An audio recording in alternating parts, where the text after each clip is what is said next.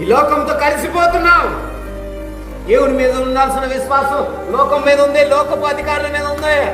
నేను చెప్తున్నా, ఈరోజు నీ సమస్య ఏదైనా సరే, ఈరోజు నువ్వు దేనికోసం నువ్వు ప్రయాసపడుతున్నావు నాకు తెలియదు. ఈ ఉపవాస దినాన్ని శుక్రవారం రోజు దేవుడు మాట్లాడుతున్నాడు. విశ్వాసం లేకుండా దేవునికి ఇష్టమై ఉండడం అసాధ్యము. తన ప్రియులు నిద్రించుండగా ఆయన వాళ్ళకి ఇస్తాడు. అంటే తనకి ఇష్టమైన వారు ఎవరయ్యా అంటే ఆయన మీద విశ్వాసం ఉంచే వాళ్ళు. గట్టిగా చెప్పలు కొడదామా? హల్లెలూయా! ఆయన మీద విశ్వాసం ఉంచేవా, ఆయన మీద నమ్మకం ఉంచితే ఖచ్చితంగా ఆయనకి ఇష్టమైన వారిగా నువ్వు మనం మార్చబడతాం. విశ్వాసం లేకుండా దేవుడికి ఇష్టమై ఉండటం అసాధ్యమని బైబిల్ చెబుతుంది. ఏంటి నీ విశ్వాసం? నా విశ్వాసం అయితే ఒకటే, నేను విశ్వసించింది ఒకటే, నా ప్రభు నమ్మదగిన దేవుడు. ఒకానొక రోజు నేను చనిపోతాను, ఒకానొక రోజు చనిపోయిన తర్వాత ఆయన రాజ్యములోనికి నన్ను చేర్చుకుంటాడు. అది నా విశ్వాసం. గట్టిగా చెప్పకూడదమ్మా? హల్లెలూయా! ఈ నిరీక్షణ పెట్టుకున్నవాడు ఎవడో సిగ్గుపడడు.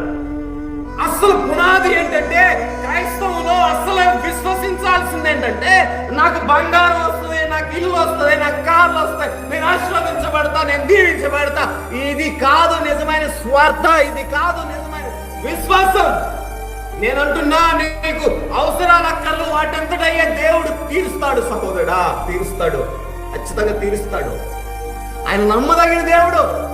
నేనంటున్నా, యేసుక్రీస్తుని నోటితో ఒప్పుకొని ఆయన మాత్రమే దేవుడు ఆయన మాత్రం మృతుల్లో నుంచి లేపాడు. ఒకనొక రోజు నన్ను కూడా లేపుతాడు. ఆయన శిలువ రక్తం చేత నా పాపాలు కడిగాడు, నన్ను క్షమించాడు అని చెప్పి నీవు హృదయమందు విశ్వసించిన ఎడల నువ్వు రక్షించబడతావు. నమ్మావా మరి దేవుణ్ణి? అలాగా దేవుణ్ణి నమ్మలేకపోతున్నారు ఈరోజు చాలా మంది సమాజం. ఏంటయ్యా అంటే ఆచార భక్తితో, ఏంటయ్యా అంటే మా తాత చర్చికి వెళ్ళాడు, నేను కూడా చర్చికి వెళ్ళాం. మేము క్రైస్తవుడు అంటే క్రీస్తుని అంగీకరించి క్రీస్తు వైపు తిరిగి క్రీస్తు మీద విశ్వాసం ఉంచిన వాడే. ఏది ఏమైనా నమ్మదగిన దేవుడు. నేను ఒకరొకరు మరణించినప్పుడు ఆయన దగ్గర నేను ఉంటాననే విశ్వాసం నీకుందా? ఇప్పుడు చెప్పండి, ఆయనకి ఇష్టమైన వాళ్ళు ఎవరో తెలుసా? విశ్వాసం ఉంచిన వాళ్ళట. విశ్వాసం లేకుండా దేవునికి ఇష్టంగా ఉండడం అసాధ్యమని హెబ్రీయులకు రాసిన పత్రిక 11:6 ఇప్పుడు చెల్లెమ్మ కదా విన్నారు కదా. విశ్వాసం ఉంచాలి.